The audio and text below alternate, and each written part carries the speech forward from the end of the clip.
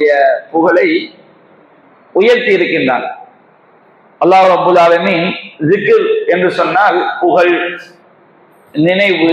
நபிகள் நாயகம் ஸல்லல்லாஹு அலைஹி வஸல்லம் அவங்களை நினைத்து பார்ப்பதே அல்லாஹ் ரப்பல் ஆலமீன் அவர்களுக்கு செய்த மிகப்பெரிய ஒரு பாக்கியமாக, அருள்குடையாக அல்லாஹ் ஆக்கியிருக்கின்றார். நபிகள் நாயகம் ஸல்லல்லாஹு அலைஹி வஸல்லம் புகழை அல்லாஹ் உயர்த்தியுள்ளான் என்பதை நாம் அன்றாடம் பார்க்கின்றோம்.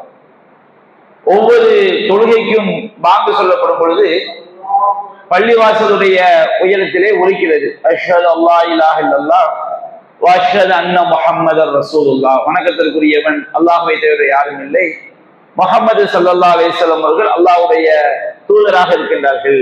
நபிகள் நாயகம் ஸல்லல்லாஹு அலைஹி வஸல்லம் அவருடைய பெயர் உலகம் முழுவதும் ஐங்கால தொழுகையிலும் ஒலித்துக் கொண்டே இருக்கிறது.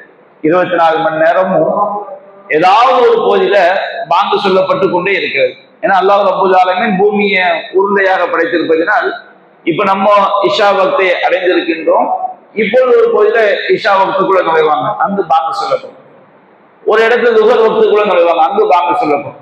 இப்படி உலகம் முழுவதும் 24 மணி நேரங்கள்லையும் நபிகள் நாயகம் ஸல்லல்லாஹு அலைஹி வஸல்லம் உடைய பெயர் ஒலித்துக் கொண்டே இருக்கிறது.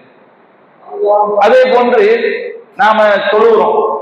எந்த தொழுகை எடுத்துக்கிற கடமையான தொழுகையா இருக்கட்டும், ஜனாசா தொழுகையா இருக்கட்டும், சுன்னத்தான தொழுகையா இருக்கட்டும், அத்தஹியாத் இருப்பதை நம்ம என்ன செய்யணும்? நபிகள் நாயகம் ஸல்லல்லாஹு அலைஹி வஸல்லம் அவங்களுக்கு அல்லாஹ் கிட்ட சலாத்தை கேட்கிறோம்.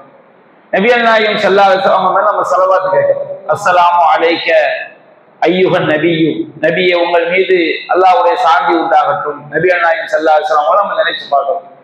ஸலவாத் ஓதுறோம். அல்லாஹும்ம ஸல்லி அலா முஹம்மத் வ அலா ஆலி முஹம்மத் கமா ஸல்லைத அலா இப்ராஹிம் வ அலா ஆலி இப்ராஹிம் இன்னக ஹமீதும் மஜீத். அல்லாஹும்ம பாரிக் அலா முஹம்மத் வ அலா ஆலி முஹம்மத் கமா பாரக்த அலா இப்ராஹிம் வ அலா ஆலி இப்ராஹிம் இன்னக ஹமீதும் மஜீத். இறைவா, இப்ராஹிம் அலைஹிஸ்ஸலாம் அவங்களுக்கும் அவங்க குடும்பத்துக்கும் நீ அருள் புரிந்ததை போன்று முஹம்மது ஸல்லல்லாஹு அலைஹி வஸல்லம் அவர்களுக்கும் அவருடைய குடும்பத்திற்கும் நீ அருள் புரிவாயா. நீதான் புகழுக்குரியவன், கண்ணியத்திற்குரியவன் என்று நாம நபிகள் நாயகம் ஸல்லல்லாஹு அலைஹி வஸல்லம் அவங்களுக்காண்டி ஒவ்வொரு தொழுகையும், ஃபர்லான தொழுகையா இருந்தாலும் சரி, சுன்னத்தான தொழுகையா இருந்தாலும் சரி, ஏன் ஜனாசா தொழுகையில ருக்கு சுஜூத் எல்லாம் கிடையாது, அதுல கூட நம்ம 2வது தக்பீருக்கு பிறகு என்ன ஓதுறோம்? நபிகள் நாயகத்தை நாம நினைவு கூறுறோம். நபிகள் நாயகம் ஸல்லல்லாஹு அலைஹி வஸல்லம் அவங்களுக்கு நம்ம ஸலவாத் ஓதுறோம். உலகத்துல கோடான கோடான கோடான முஸ்லிம்கள் இதை ஓதிக்கொண்டே இருக்கிறார்கள். நாம எந்த ஒரு செயலை செஞ்சாலும், ஒரு மார்க்கத்துல ஒரு அமல் வச்சுக்கிறது, ஒரு அமல், ஒரு நற்காரியம் என்று சொன்னால் அது ஏற்றுக்கொள்ளப்படணும்னா 2 நிபந்தனை. ஒண்ணு மன தூய்மை, இன்னொன்று நபிகள் நாயகம் ஸல்லல்லாஹு அலைஹி வஸல்லம் காட்டி தந்த முறைப்படி செய்வது. நபிகள் நாயகம் ஸல்லல்லாஹு அலைஹி வஸல்லம் சொன்னாங்க, மன் அமில அமலன் ஃபலைஸ அலைஹி அம்ருனா ஃபஹுவ ரத்து. நாம் கட்டளையிடாத காரியத்தை யாரு செய்கிறாரோ அல்லாஹ்ட்ட வருத்தப்படும். அப்ப நாம எந்த ஒரு செயலை செஞ்சாலும் நபியை நினைச்சு பார்க்கணும். நபி இப்படி எப்படி செஞ்சாங்க? ஒரு குழந்தை பிறந்திருக்கு, அக்கீகா கொடுக்கணும், நபியை நாம நினைச்சு பார்க்கணும். நபி எப்படி செஞ்சாங்க அப்படிதான் நினைச்சு பார்க்கணும். அதுதான் மூமின். ஒரு பிள்ளைக்கு பேர் வைக்கிறோம், நபி எப்படி செஞ்சாங்க? ஒரு திருமணம் முடிக்கிறோம், நபி எப்படி செஞ்சாங்க?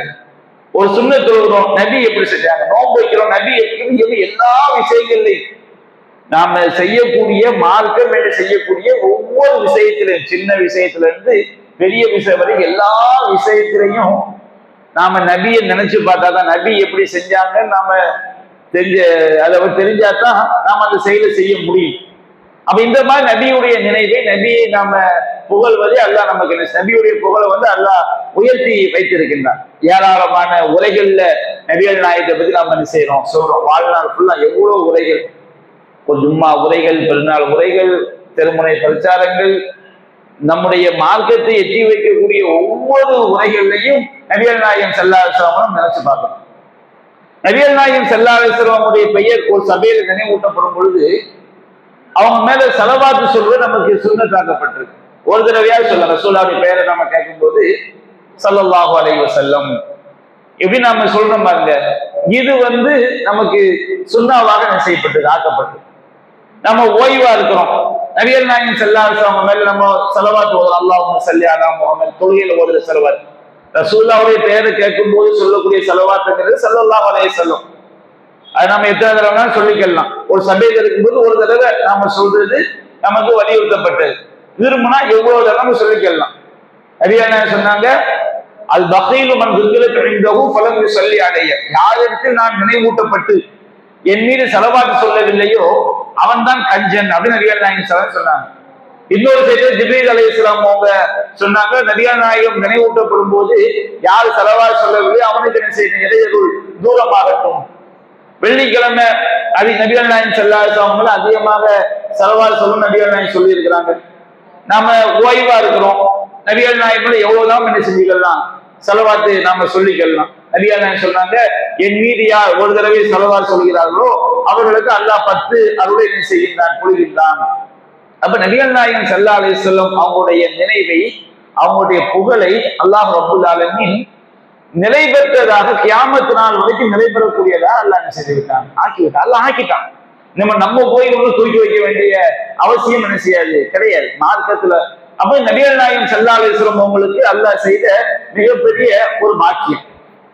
இதுல என்ன ஒரு கவலைன்னு சொன்னோம்னா, இந்த மௌலூது மீலாது ஓடுறாங்கல்ல, நான் வந்தாச்சு ரபியுல் அவ்வல், இந்த கூட்டம்லாம் இந்த ஆயத்தை காட்டுறாங்க. வர ஃபைனல் இருக்கிறது நபிகள் நாயகம் அல்லாஹ் சொல்றான், நபியே உமது புகழை உமக்காக நாம் உயர்த்தவில்லையான்னு அல்லாஹ் கேட்கிறான். நம்ம ஏற்கனவே விளக்கி இருக்கிறோம், உயர்த்தவில்லையான்னு அல்லாஹ் சொல்றது என்ன அர்த்தம், கண்டிப்பா அல்லாஹ் என்ன செஞ்சுட்டான், உயர்த்திட்டான்.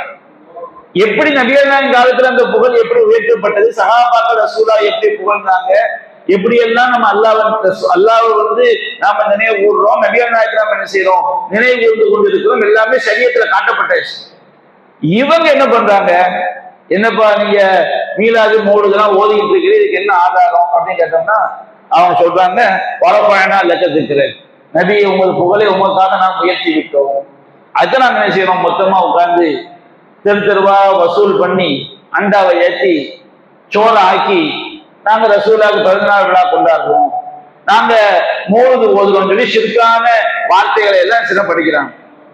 இந்த வார்த்தைக்கு, இந்த வசனத்துக்கு இவங்க சொல்ற அர்த்தம் தான் விளக்கம்னு சொன்னோம்னா, இதை யாரு செஞ்சிருக்கணும், முதல்ல இந்த ஆயத்துல இருந்து ரசூலுல்லாஹ்வுக்கு 14 விழா கொண்டாடலாம், இந்த மாதிரி இவங்க ஓதுற இணை வைக்கக்கூடிய வரிகளை எல்லாம் கூட்டா உட்கார்ந்து மேக்கெட்டு கட்டி சுண்டலை, ஒரு கூட்டம் சுண்டலை விளம்புறது, ஒரு கூட்டம் மால்சாவை விளம்புறது, ஒரு கூட்டம் பலாச்சோறு ஆக்குறது, இந்த மாதிரி நினைச்ச நாள்ல எல்லாம் செய்யறது. இவங்க அடிக்கிற கூத்து இருக்கு பாருங்க, வித்தியாசமான கூத்து. ரசூலுல்லாஹ் வந்து ரபியுல் அவ்வல் 12ல பிறந்தாங்கன்றதுக்கு ஆதாரம் கிடையாது. ஒரு பேச்சுக்கு 12ல பிறந்தாங்கன்னு வச்சுக்கணும், ஒரு பேச்சுக்கு 12ல பிறந்தாங்கன்னு வச்சுக்கணும்.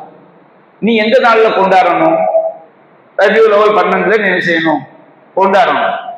இந்த கூட்டத்தை ஃபுல்லாம் பாத்தீங்கன்னா இவங்களுக்கு நபிகள் நாயகம் மேல எந்த ஒரு அன்பு பாசம்னா என்ன செய்யாது, கிடையாது. இவங்க வட்டார கமிட்டி எல்லாம் கூடி இவங்க ஒரு டேட் என்ன செய்வாங்க, பிக்ஸ் பண்ணுவாங்க. அது ரபியுல் அவ்வல் 12வது இருக்கும், 10வது இருக்கும், 15வது இருக்கும், 25வது இருக்கும். அப்ப இது என்னப்பா, இது இவங்க செய்யக்கூடிய வழிகேட்டுக்கு ஏதாவது ஒரு குர்ஆன் ஆயத்து செய்யணும், அதாவது சான்றா காட்டணும். ஒரு கூட்டம் நிறைய வழிகேட்டு கூட்டம் உண்டாக்கி இருக்கிறான். அல்ல ஒரு கூட்டம் என்ன சொன்னாங்கன்னா, மனுஷன் வந்து மௌத்தா போன கூட பேயா வருவான்னா, நம்ம பேய்ன்னு சொல்றோம்ல, நம்ம ஊர்ல கூட நிறைய முன்னாடி பேசிக்கிடுவாங்க, அவர் ஆவியா வந்துட்டாரு, இவர் பேயா வந்துட்டாரு. ஒரு கூட்டம் அப்படி இருந்தாங்க, இஸ்லாமிய வரலாறு எடுத்து ஒரு வழிகேட்டு கூட்டம் பேய் உண்டு அப்படின்னா அது குர்ஆன் ஆயத்து ஆதாரம் காட்டினாங்க. என்ன ஆயத்துன்னு சொன்னோம்னா, அல்லாஹ் ரப்பல் ஆலமீன் ஃபி ஐயி சூரத்தின் மா ஷாஅ ரக்கபக், அல்லாஹ் ரப்பல் ஆலமீன் அவன் விரும்பிய தோற்றத்தில் மனிதனை படைத்தான் ஒரு ஆயத்து குர்ஆன்ல. ஃபி ஐயி சூரத்தின் மா ஷாஅ ரக்கபக், அல்லாஹ் விரும்பிய தோற்றத்தில் மனுஷனை படைச்சான்னு சொல்லி. அல்லாஹ் ரப்பல் ஆலமீன் மனுஷன், நம்ம மனுஷனா இருக்கிறோம் பாருங்க, கண்ணு எப்படி இருக்கணும், மூக்கு எப்படி இருக்கணும், கை எப்படி இருக்கணும், இந்த மாதிரி தோற்றத்துல அல்லாஹ் மனுஷனை படைச்சிருக்கா. அல்லாஹ் சொல்லக்கூடிய வசனத்தை அல்லாஹ் விரும்பிய தோற்றத்துல படைப்பான்ல, அதனால நம்ம மௌத்தா போனப்போ அல்லாஹ் பேயாரம் செஞ்சிடலாம், மாத்திடலாம். அந்த வசனத்தை எப்படி, அந்த வசனத்துக்கு அப்படி ஒரு அர்த்தம் இருக்குன்னு வச்சுக்கிடுங்க. அதுல இருந்து யார் அந்த ஆயத்தை, அந்த சட்டத்தை யார் எடுத்திருப்பாங்க, முதல்ல ரசூலுல்லாஹ் எடுத்திருப்பாங்க, சஹாபாக்கள் எடுத்திருப்பாங்க. இப்படி வந்து எந்த ஒரு வழிகேட்டை கொண்டு நீங்க எடுத்துக்கிட்டாலும் அவங்க வழிகேட்டுக்கு சத்திய வார்த்தைகளை என்ன செய்வாங்க, திரிப்பாங்க. சத்திய குர்ஆன் வசனம் என்பது சத்திய உண்மை, இதை என்ன செய்வாங்க, திரிப்பாங்க. அந்த மாதிரி திரிக்கக்கூடிய வழிகேடு என்ன செய்யறாங்க, இந்த ஆயத்தை வந்து இவங்க கொண்டாடக்கூடிய மீலாது மௌலிதுக்கு என்ன செய்யறாங்க, ஆதாரம் காட்டுறாங்க. அப்படி இந்த வசனம் ஆதாரமா இருந்தா அது யார் எடுத்திருக்கணும்? சஹாபாக்கள் இந்த வசனத்தை எடுத்து அவங்க இந்த மாதிரி நீங்க கொண்டாடுற மாதிரி ஒரு அரபி கவிதைகளை எழுதி வச்சு மொத்தமா உட்கார்ந்து அவங்க ஓதி இருக்கணும். நீங்க பண்ற கூத்து யாரும் செய்யலையே. இந்த அநியாயத்தை உலக நபிகள் நாயகம் ஸல்லல்லாஹு அலைஹி வஸல்லம் நபிகள் நாயகம் ஹைருல் குர்ஊனி கர்னி, தலைமுறையை சேர்ந்த என்னுடைய தலைமுறை, சுமல்லதீன யலூனஹும் அடுத்த தலைமுறை அடுத்து சிறந்தது, சுமல்லதீன யலூனஹும் அடுத்து சிறந்தது, அதுக்கு அடுத்த தலைமுறை, இந்த 3 தலைமுறைகள் யாராவது செஞ்சிருக்கிறாங்களா? அப்ப இந்த மாதிரி குர்ஆன் ஆயத்தை ஏராளமான வசனங்களை தப்பா திரிப்பாங்க. அதுல அவங்க தவறான வழிகேட்டுக்கு திரிக்கக்கூடிய வசனங்கள்ல ஒண்ணு வரஃபஅனா லக திக்ர, நபியே உம்முடைய புகழை நாம் உயர்த்தவில்லையா, அல்லாஹ் உயர்த்தி விட்டார். அப்ப நாம் தெளிவாக வழங்கி கொள்ள வேண்டும், நபிகள் நாயகத்துடைய புகழை அல்லாஹ் உயர்த்தி இருக்கிறார். எப்படிதான் அல்லாஹ் உயர்த்தின பாங்குல உயர்த்தப்பட்டு இருக்கிறது. நபிகள் நாயகத்துடைய நினைவு, தொழுகையில நாம ஸலவாத்துல நினைவு கூறணும். ஒவ்வொரு அமலை செய்யும் போது நபிகள் நாயகம் எப்படி செஞ்சாலும் நினைவு கூறணும். ஒவ்வொரு உரைகளையும் நபிகள் நாயகத்தை நாம நினைச்சு பார்க்கணும். ஸலவாத் நம்ம வெள்ளிக்கிழமை ஸலவாத் சொல்லுறது அது நம்ம நினைவு கூறுகின்றோம். இப்படி தம்முடைய வாழ்க்கையில ஒவ்வொரு நேரத்திலையும் நபிகள் நாயகத்தை ஒரு மூமின் என்ன செய்ய முடியாது, நினைவு கூறாமல் இருக்கவே முடியாது. அல்லாஹ் நாம் எங்கெல்லாம் வணக்கத்துல நினைவு கூறுறோமோ ஒவ்வொரு வணக்கத்திலும் நபிகள் நாயகத்துடைய நினைவையும் அல்லாஹ் செய்திருக்கின்றான், ஆக்கியிருக்கின்றான். அவ்வளவு பெரிய ஒரு சிறப்பை அல்லாஹ் ரசூலுல்லாஹ் கொடுத்திருக்கிறான். இதுதான் இந்த வசனத்துடைய கருத்து. இப்படித்தான் சஹாபாக்கள் நபிகள் நாயகம் ஸல்லல்லாஹு அலைஹி வஸல்லம் ஆயத்தை என்ன செஞ்சாங்க, அவங்க புரிஞ்சிருந்தாங்க. அடுத்து அல்லாஹ் சொல்லி காட்டுகின்றான், ஐந்தாவது வசனம்.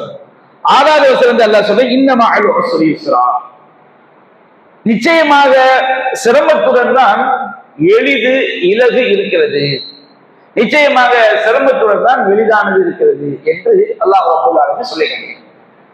இது நபிகள் நாயகத்துக்கு மட்டும் உள்ள நற்செய்தி கிடையாது. நபிகள் நாயகத்துக்கு, மூமின்களுக்கு, எல்லா முஸ்லிம்களுக்கும் உள்ள ஒரு நற்செய்தி. ஒவ்வொரு சிரமத்தோடையும் எளிது இருக்குது. நபிகள் நாயகம் ஸல்லல்லாஹு அலைஹி வஸல்லம் அவங்க நோக்கி அல்லாஹ் சொல்றான், மக்கா வாழ்க்கையில பல்வேறு பாக்கியங்கள் அல்லாஹ் சொல்றான். உம்முடைய உள்ளத்தை உமக்கு நாம் விரிவாக்கவில்லையா, உம்முடைய பாவங்களை நாம் மன்னிக்கவில்லையா, உம்முடைய புகழை உயர்த்தவில்லையா அல்லாஹ் சொல்லிட்டு அடுத்த ஒரு பாக்கியம் அல்லாஹ் சொல்றான், இன்னமஅல் உஸ்ரி யுஸ்ரா. நபிகள் நாயகம் மக்கா வாழ்க்கையில சிரமப்பட்டு கொண்டிருக்கக்கூடிய காலகட்டத்தில் ஆயத்திருந்தது. மக்காவுல ஏராளமான நெருக்கடிகள், துன்பங்கள், மன நெருக்கடிகள், உடல் துன்பங்கள், ரசூலுல்லாஹ்க்கு, சஹாபாக்களுக்கு. தாயிஃப்ல விழுந்த அடி என்ன, மக்காவுல விழுந்த துன்பங்கள் என்ன, ஊர் நீக்கம் செய்யப்பட்டார்கள். அபூதாலிப் பள்ளத்தாக்குல ஊர் நீக்கம் செய்யப்பட்டு பல மாதங்கள் வறுமையில உணவில்லாம என்ன செய்ய வாடினாங்க. சஹாபாக்கள் பல கஷ்டங்களை பட்டாங்க. மதீனா வாழ்க்கைக்கு வந்த முனாஃபிக்கின்களால் ஏராளமான துன்பங்கள். அப்ப அல்லாஹ் சொல்றான், இந்த துன்பங்களை எல்லாம் அல்லாஹ்வுக்காண்டி நாம சந்திக்கும் பொழுது, நபிகள் நாயகம் சந்திச்சாங்க, சஹாபாக்கள் சந்திச்சாங்க, சந்திக்கும் பொழுது ஒவ்வொரு துன்பத்தோடையும் அல்லாஹ் என்ன செய்திருக்கிறான், ஒரு எளிதை அல்லாஹ் வைத்திருக்கிறான், ஒரு இலகுவை. துன்பம் என்றாலே அதுக்கு அடுத்து ஒரு மூமினுக்கு ஏற்படக்கூடிய ஒவ்வொரு துன்பத்துக்கு பிறகும் அங்க ஒரு எளிது இருக்கிறது, ஒரு இலகு இருக்கிறது என்பதை நம்முடைய மனதில் நாம் நன்றாக பதிய வைத்துக் கொள்ளணும். இது 2 விஷயத்துல இருக்கு. ஒண்ணு மார்க்க விஷயங்கள் நீங்க எடுத்து பாருங்க. நமக்கு ஒரு சிரமம் வச்சிருங்க, அல்லாஹ் எழுத வச்சிருக்கிறான். தொழுக நின்று தொழ முடியலையா, சிரமம். நின்று தொழ முடியாத சிரமம், அல்லாஹ் எழுத கொண்டு வந்துட்டாங்க, உட்கார்ந்து தொழு. உனக்கு உட்கார்ந்து தொழ முடியலையா, சிரமம், படுத்துக்கிட்டு தொழு. நோன்பு எடுத்துக்கிடுங்க, உனக்கு நோன்பு வைக்கவே முடியலையா, அது நோன்பு வைக்க வேண்டிய அவசியம் கிடையாது. பயணத்துல போறோம், நோன்பு வைக்க வேண்டிய அவசியம் கிடையாது. ஹஜ்ஜை எடுத்துக்கிடுவோம், கட்டாய கடமை. ஒரு ஆளுக்கு பொருளாதார வசதி இல்லை, உடல் தகுதி இல்லை, உனக்கு ஹஜ்ஜு கடமை இல்லை. வலில்லாஹி அலன்னாஸி ஹஜ்ஜுல் பைத்தி மன் இஸ்ததாஅ இலைஹி சபீலா. யாரு பயணம் செய்வதற்கு சக்தி பெற்றிருக்கிறார்கள், பயணம் செய்ய சக்தி, உடல் தகுதி, பொருளாதார தகுதி இது இல்ல, இது எந்த மக்களுக்கு இருக்கோ அவங்களுக்கு தான் கடமை. அந்த சவுதி இல்லாத மக்கள் அல்லாஹ் கோரிக்கையே பண்ண மாட்டான். ஜக்காத்து ஒரு ஆள் ஏழையா இருக்கு, அவருக்கு கடமையே கிடையாது, அல்லாஹ் எளிதை என்ன செஞ்சிடலாம், கொடுத்துடலாம். ஹஜ் இருக்குது, ஹஜ்ஜை நம்ம சொல்லிட்டோம். அப்ப இப்படி மார்க்கத்துல எந்த சட்டத்தை நீங்க எடுத்துட்டு பாருங்க, மார்க்க சட்டங்களை பத்தி அல்லாஹ் சொல்லும்போது நம்ம ஈஸியா சொல்லிட்டோம். லா யுகல்லிஃபுல்லாஹு நஃப்ஸன் இல்லா உஸ்ஸஹா. அல்லாஹ் எந்த ஆத்மாவும் என்ன செய்ய மாட்டான், சக்திக்கு மீறி அல்லாஹ் நிர்பந்திக்கவே மாட்டான். எந்த ஒரு சிரமம் நமக்கு மார்க்க சட்டத்துல வந்துட்டாலும் அதுல அல்லாஹ் என்ன செஞ்சிருக்கிறான், ஒரு லேச வச்சிருக்கிறான். மார்க்கத்துல மார்க்கத்துக்காண்டி சிரமம் என்பது அல்லாஹ் என்ன செய்யவில்லை, ஆக்கவே இல்லை. அல்லாஹ் ரப்பல் ஆலமீன் மார்க்கம் என்பதே ரொம்ப எளிதானது. மா ஜஅலல்லாஹு ஃபீ தீனிக்கும் மின் ஹரஜ், இந்த மார்க்கத்துல அல்லாஹ் ரப்பல் ஆலமீன் உங்களுக்கு எந்த விதமான சிரமத்தை ஆக்கல. நமக்கு உண்மையிலே முடியாம போச்சுன்னா அல்லாஹ் என்ன செய்ய மாட்டான், அது நமக்கு கொஸ்டின் பண்ண மாட்டான். பன்றி இறைச்சி ஹராம், ஒரு ஆள் பசி கொடுமையில என்ன செஞ்சாரு, பன்றி இறைச்சியை சாப்பிட்டாரு, அல்லாஹ் கேள்வி கேட்க மாட்டான். நபியா சொல்லிட்டாங்களா இல்லையா, என்னுடைய உம்மத் என்னுடைய சமுதாயம் நிர்பந்தத்துல செய்யக்கூடிய எந்த விஷயம் ரொம்பவும் தெரியும். நம்ம நிர்பந்தத்துல செய்யறோமா நடிக்கிறோமா, நிர்பந்தத்துல செய்யக்கூடிய எந்த ஒன்றுக்கும் அல்லாஹ் என்ன கிடையாது, கொஸ்டின் கிடையாது. இந்த மார்க்கம் அவ்வளவு எளிதான மார்க்கம். இன்னொன்று நம்முடைய கலாக்கது விதி, நமக்கு ஏற்படக்கூடிய ஒவ்வொரு சிரமத்துக்கு பிறகு அல்லாஹ் என்ன செய்வான், ஒரு எளித தருவோம். ஆனா நம்ம எளிதுனா என்னங்க நம்ம விளைவிக்கிறோம். இப்போ உலகத்துல ஏற்படக்கூடிய சிரமம் இருக்கு பாருங்க, வறுமை. வறுமையில அல்லாஹ் நமக்கு எளிதை தருவான்னு சொல்லி, சிரமம் வறுமை என்பது கஷ்டம், நோய் என்பது கஷ்டம். இந்த மாதிரி சிரமங்கள்ல அல்லாஹ் நமக்கு எளிதை தருவான்னு சொன்னோம்னா அது நம்ம உணர்ந்து கொள்ளக்கூடிய வகையிலும் இருக்கும், நம்ம கண்ணால பார்க்கிற மாதிரி இருக்கும். இன்னொன்று கண்ணால் பார்க்க முடியாது, நம்ம உள்ளத்தால் அனுபவிக்கிற வகையில இருக்கும். உதாரணத்துக்கு எடுத்துக்கிறேங்க, ஒரு வறுமை, கடுமையான வறுமையில ஒரு ஆள் வாழ்றாரு. அவர் அல்லாஹ் சொன்னபடி அவரு அல்லாஹ் ரப்பல் ஆலமீன் சிரமம் வந்துருச்சு, அல்லாஹ் எளித கொடுப்பான். ஒரு மூமினுக்கு எப்படி எளித கொடுப்பான், செல்வ செழிப்பு அல்லாஹ் கொடுத்தாங்க, கண்ணால பார்க்கலாம். ரொம்ப கஷ்டப்பட்டாரு, இன்னைக்கு அல்லாஹ் என்ன செஞ்சிருக்கிறான், அவரை ஒரு நல்ல செல்வத்தை அல்லாஹ் கொடுத்து நல்லபடியா அவர் இருக்கிறாரு. ஒரு சிரமத்துக்கு பிறகு ஒரு எளிது. ஒரு ஆள் கடுமையான நோயில வாழ்றாரு, அல்லாஹ் ரப்பல் ஆலமீன் அவருக்கு ஷிஃபாவை கொடுக்குறான், ஆரோக்கியத்தை கொடுத்தாரு. ஒரு சிரமத்துக்கு பிறகு ஒரு எளித அல்லாஹ் என்ன செஞ்சிடலாம், கொடுத்துடலாம். இது நம்ம கண்ணால பார்க்கிறது, உணர்வு. இன்னொரு எளிதையும் அல்லாஹ் தருவான். எப்படி அல்லாஹ் தருவான், ஒரு ஆள் வறுமையில வாழ்றான்னு வச்சுக்கிடுங்க, அந்த வறுமையை தாங்குற சபுர் அவருக்கு அல்லாஹ் கொடுத்துதான் வச்சுக்கிடுங்க. வறுமையை தாங்குற பொறுமை அல்லாஹ் வறுமையை தந்துட்டான், ரப்பு என்னுடைய இறைவன் தந்துட்டான் அப்படின்னு அவர் இந்த ஈமானிய வலிமையில அந்த சபூர் அவருக்கு அல்லாஹ் கொடுக்குறாங்க. நபியானா சொன்னாங்க, ஒரு அடியானுக்கு அல்லாஹ் கொடுக்கக்கூடிய பாக்கியங்களே மிகப்பெரிய பாக்கியம் பொறுமையை விட பெரிய பாக்கியம் கிடையாது. கடுமையான வறுமையில் இருக்கிறாரு, அல்லாஹ் அவருக்கு அந்த உள்ளத்துல ஈமானிய வலிமையை கொடுத்துனா அவர் பொறுமையா இருக்கிறார். கடுமையான நோயை அல்லாஹ் கொடுத்துட்டான், உள்ளத்துல அல்லாஹ் பொறுமையை கொடுத்துதான் அவர் அந்த நோயை என்ன செஞ்சுக்கிறார், சகிச்சுக்கிறார். அவருக்கு ஏற்பட்ட துன்பத்தை ஒரு மலைக்கு மேல இறக்கி வச்ச மலை சுக்குநூறா போயிடும். அப்படிப்பட்ட துன்பத்தை கூட அல்லாஹ் பொறுமையை தந்துதான் வச்சுக்கிறீங்க. அவருடைய உள்ளத்துல ஈமானிய வலிமைய பொறுமையை அல்லாஹ் கொடுத்துறான்னு சொன்னா எவ்வளவு பெரிய துன்பமா இருந்தாலும் அது அவருக்கு ஒண்ணுக்குள்ள, நமக்கு தான் பெரிய கஷ்டம், நமக்கு தான் அது பெரிய. அந்த பொறுமை இல்லாதவங்களுக்கு அல்லாஹ் காப்பாற்றணும், பொறுமை இல்லாதவங்களுக்கே அது பெரிய கஷ்டம். அல்லாஹ் சபரை கொடுத்துதான் வச்சுக்கிறீங்க.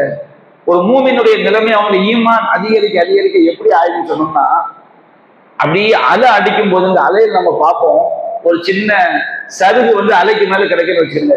அலை ஏறும்போது அதுவும் ஏறும், அலை இறங்கும் போது அவனுக்கு எந்த ஏற்றமும் இறக்கமும் துன்பமும் என்பவன் ஒண்ணுமே செய்யாது. ஏன்னா அவனுடைய ஈமானிய வலிமை, அந்த ஈமானிய வலிமையில தானே சஹாபாக்கள் தான் எவ்வளவு பெரிய துன்பங்களை எல்லாம் ரொம்ப இலகுவா சதிச்சு அவங்க கடந்து சென்றாங்க. நம்ம எல்லாம் நினைச்சு பார்க்கவே பயமா இருக்கு. நபிகள் நாயகம் ஸல்லல்லாஹு அலைஹி வஸல்லம் உங்களுக்கு முன்வாழ்ந்தவர்கள் ஈமான் கொண்டதுக்காண்டி என்ன செய்வாங்களாம், கழுத்து வரைக்கும் குழியை தோண்டி இது வரைக்கும் உள்ள வச்சிருவாங்க, கழுத்து மட்டும்தான் வெளியே இருக்கு. இரும்பு சீப்பு இருக்கு பாருங்க, சாக்கடை இரும்பு சீப்பு வேறு மாதிரி வச்சிருப்பாங்களா இல்லையா, அந்த இரும்பு சீப்பை வச்சு அப்படியே குத்துவாங்க. யோசிச்சு பாருங்க, ஒரு தினம் ஒரு வாழை வச்சு ஒரு வெட்டி கழுத்து ஒரு மணி நேரம் துண்டா போயிட்டுன்னு வச்சுக்கிடுங்க, ஒரு வேதனையும் கிடையாது, ரூபு டக்குன்னு போயிடும். நமக்கு மூளையில உள்ள நரம்பு தானே வேதனையை உணருது. ஒரு வெட்டுல கழுத்து துண்டா போயிட்டுனா வேதனையே கிடையாது. ஆனா ஒரு கழுத்து வரைக்கும் நிப்பாட்டி வச்சு இரும்பு சீப்புகளை வச்சு மண்டையில விழும்புல குத்துறோம்னா நபியா சொல்லி காட்டுறாங்க. அவங்களுடைய இரும்பு சீப்புகளை வைத்து மாதூன விஷாதில் ஹதி மாதூன அவுமின் அவ் அசதின் மா எசிலுக்கும் தாலிக்கல் இரும்பு சீப்புகளை வைத்து அவங்களுடைய நரம்புகளும் உடம்பு சதைகளும் அப்படியே பீத்து எடுக்கப்பட்டது. இது கூட அல்லாஹ்வுடைய மார்க்கத்தை விட்டு அவங்களை திருப்பவில்லை. திரும்ப என்ன செய்வாங்களாம், மரத்தருக்க ரொம்ப இருக்கு பாருங்க, ரம்பத்தை கழுத்து வரைக்கும் பூமிக்குள்ள உள்ள கொண்டு போய் கழுத்து மட்டும் வெளியே ரம்பத்தை தலையினுடைய மைய பகுதியில் வைப்பாங்க.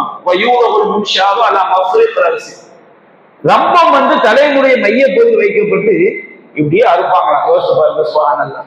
நம்ம கற்பனை பண்ண முடியுமா? அல்லாஹ் இந்த மாதிரி சோதனையை அல்லாஹ் நம்ம தந்துடக்கூடாது. தந்தா நம்முடைய ஈமான் எங்க? நபி என்ன சொல்லி காட்டுறாங்க, இந்த மாதிரி அவருடைய தலையின் மைய பகுதியில் இரும்பு சீப்புகள் வைக்கப்பட்டு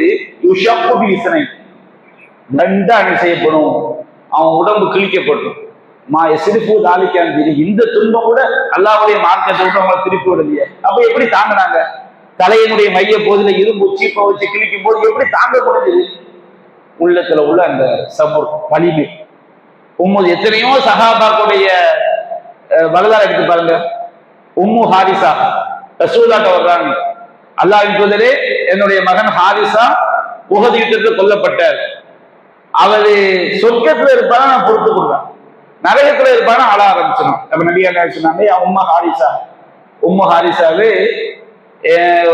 அப்னக அஸாபல் ஃபிர்தௌஸ் அலா, உங்களுடைய மகன் ஜன்னத்துல் ஃபிர்தௌஸ் என்ற உயர்ந்த சொர்க்கத்தில் இருக்கிறார். அப்படியே சந்தோஷமா திரும்பி போனாங்க. எத்தனை மாயிஸ் ரலியல்லாஹு அன்ஹு விபச்சாரம் பண்ணிட்டாங்க, கல்லடி தண்டனை அவங்க அப்படியே வாங்கி உயிரை விட்டாங்களே. அவங்க உள்ளத்துல உள்ள அந்த பொறுமை, சபு, தக்குவா, இறையச்சு.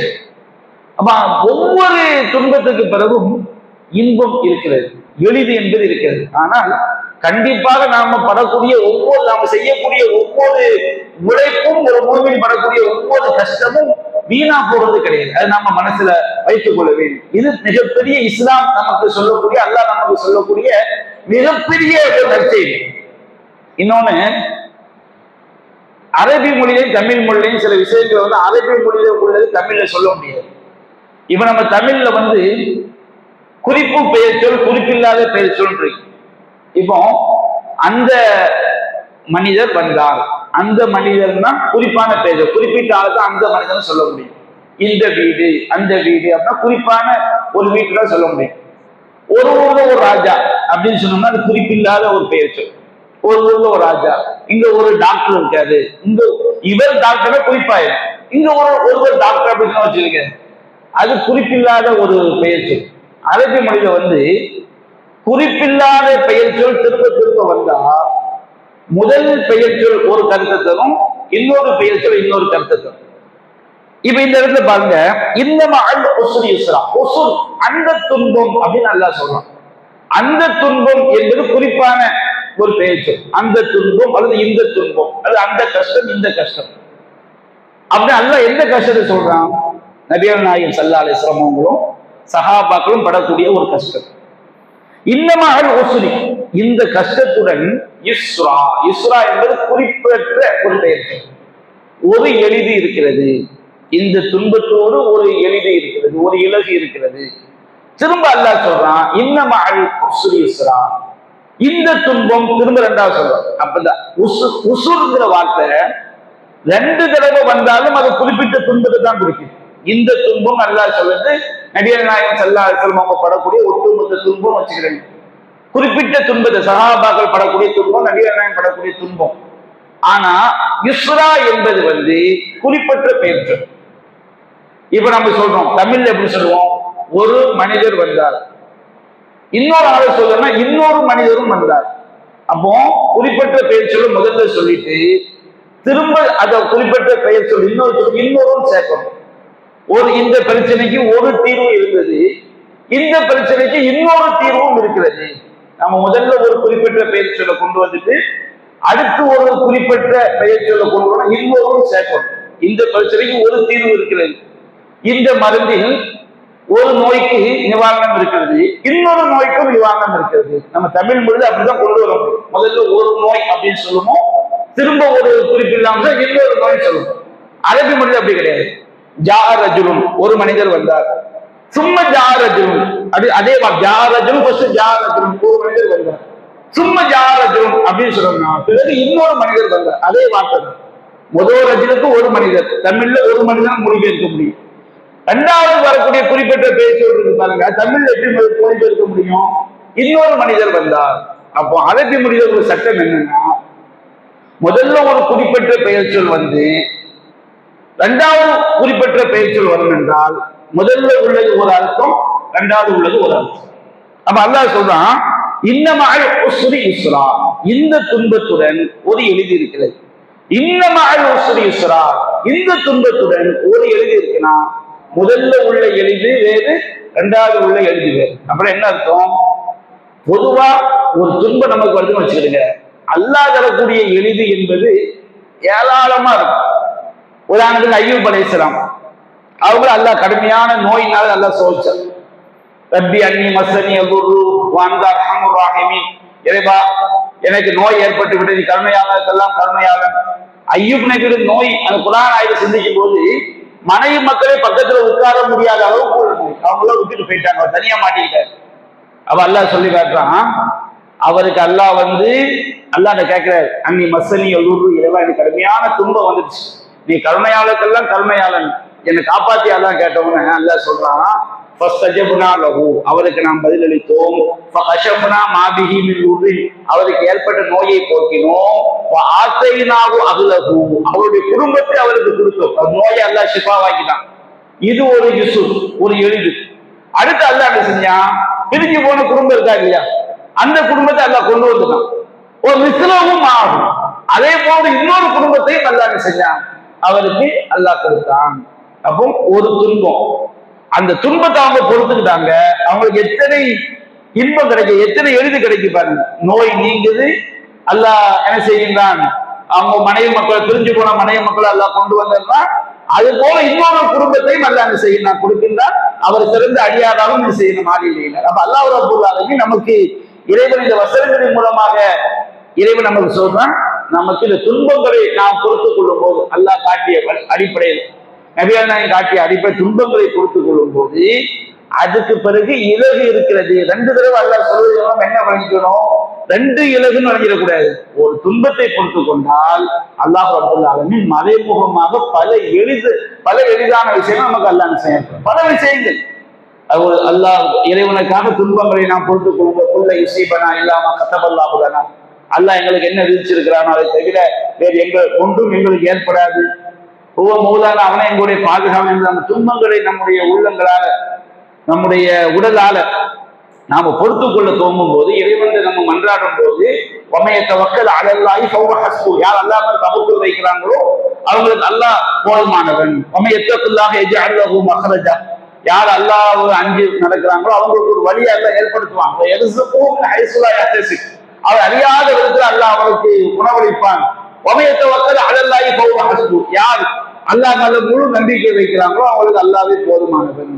அப்புறம் அல்லாஹ் மேல முழுமையான தவக்குல் வைக்கும் போது, பாவமான காரியங்களுக்கு செல்லாம அல்லாஹ் நம்ம பிரார்த்தனை செய்யும் போது அல்லாஹ் நமக்கு தரக்கூடிய அந்த நிவாரணம் இருக்கு பாருங்க, அது ஒரு நிவாரணமா இருக்காது, ஒரு எளிதா இருக்காது, ஏராளமான நன்மைகள் அதுல என்ன செய்யும், நிறைந்து அதுல இருக்கும். அதுதான் அல்லாஹ் நமக்கு என்ன செய்யலாம் சொல்லி காட்டுகின்றார்.